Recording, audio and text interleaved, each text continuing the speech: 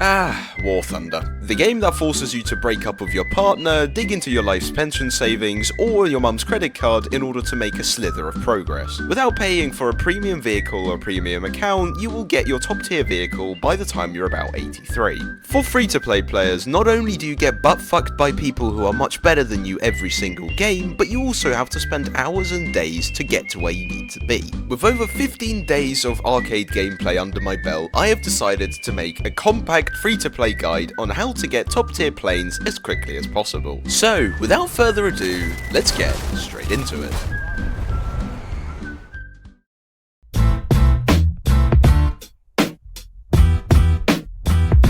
My first tip is going to be to not force realistic battles down your own throat. Now, a lot of you are thinking, what the fuck is this guy on about? But, hear me out. Games are designed for you to have fun, and if you're simply streamlining for progress, you are not going to have fun in this game. Just because you heard some person say that realistic battles are the fastest way to upgrade, if you're not good enough for realistic battles, or if you don't like playing realistic battles, do not play them. Although your skill will massively improve, stock planes are very bad for realistic battles, particularly early jets against others with missiles. So, unless you're prepared to get absolutely butt-fucked by the whole lobby, I would recommend to sticking to arcade for a little bit. With all that being said, if you also have a bit of time on your hands, I would also recommend not skipping over assault battles. Although boring, with this game mode you cannot go wrong. You are playing against AI, and every single time you win, you get a possibility of getting yourself a 300% XP booster.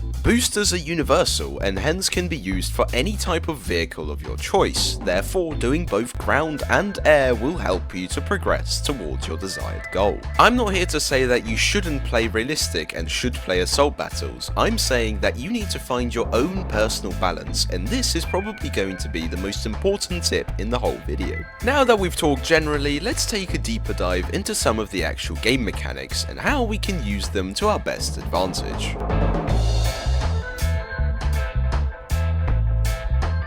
My second tip will focus on what you need to do in in-game battles in order to maximize the amount of XP that you get from every match. The first thing I would mention is activity. Activity is the most important when trying to achieve XP, and that will apply for any battle, whether it's realistic or arcade. Basically, what I'm saying is don't go AFK mid-game, because either you're gonna get cross-mapped by an AIM-9L, or you're going to just not get enough XP because the game knows that you're AFK. When you're in a game, you must always try to either go for the objective of the game or for kills, because that will ultimately gain you the most XP. That's pretty self-explanatory. However, going for kills may often be more desirable because of something called the kill multiplier, which you gain for getting a certain amount of kills. This feature will work for both arcade and realistic, and will allow you to gain an additional percentage of XP towards your total gained at the end of the game. For example, in arcade, if you get 3 kills, you get an additional 15%, for 6 a 40%, and for 10 an 100% increase in total XP gained. On paper it doesn't seem like much, but for example if you're on 2 kills and the game is about to end, you would be much rather better off going for a kill than going for an enemy base, because it will ultimately gain you more XP. Moreover, the kill XP boost can be stacked with boosters, and therefore if you have an active booster on, this will gain you even more XP on a good game. This is why I was saying that doing something like assault battles can be useful, because you get a booster every single day which can be used to stack with other additional bonuses in order to get you a lot more progress. But if you're struggling to get kills, then the next best thing that I would advise you to do is to go for the win. Winning a game will gain you an additional 60% increase in XP after the game has ended, which is equivalent to getting 6 kills in arcade. Not only do you get more satisfaction from winning a game, but you also get rewarded for it, for just simply completing your objective. That is most of the general things out of the way in terms of gameplay wise, so we're going to now dive a little bit deeper into some of the more niche things that you can do to gain more XP.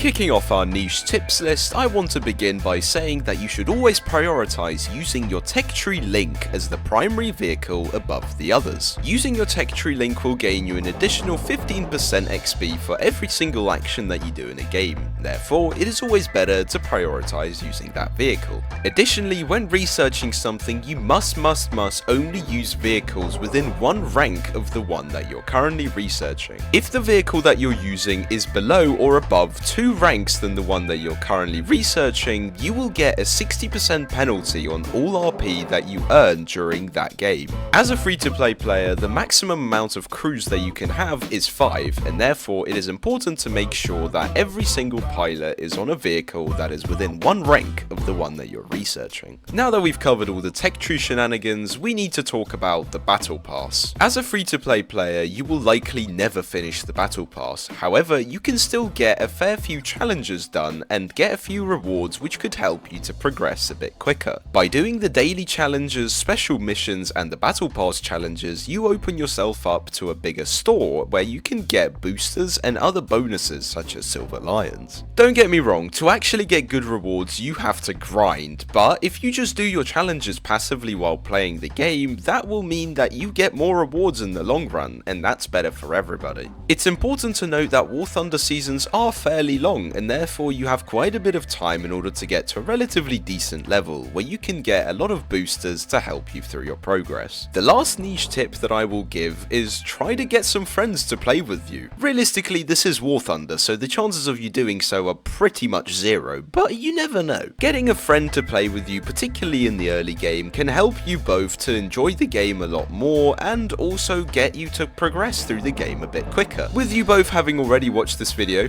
well, you have, haven't you? You will both prioritize winning the game and doing all the other tips that I've mentioned in this video in order to progress as quickly as possible. I want to point out that playing this game free to play is an absolute grind, and for anybody who does so, I have huge respect for. I would argue that the biggest threat is actually not the amount of time that it takes to get to high level planes, but the threat of burnout being present before you even get there. This game can be so annoying at times, particularly when you're leveling up by yourself and free to play. It all just drags on really slowly and you just can't seem to get to where you need to be. Therefore, if you decide to ignore absolutely everything I said, please make sure that you remember one thing: do not burn out, and make sure that you enjoy Warthunder, because this is a beautiful game where you can do many things, but in order to do so, you need to be smart about how you approach it. With all this knowledge that you have been enlightened by, I now encourage you to go out and make some progress with your jets or propeller planes. Have fun while you play Warthunder, but don't forget to do your daily challenges. I well and truly hope that this guide has helped you, and of course, I hope to see you around here again one day. But for now, all I can say is good luck out there, soldier, and I will see you another day. Peace out.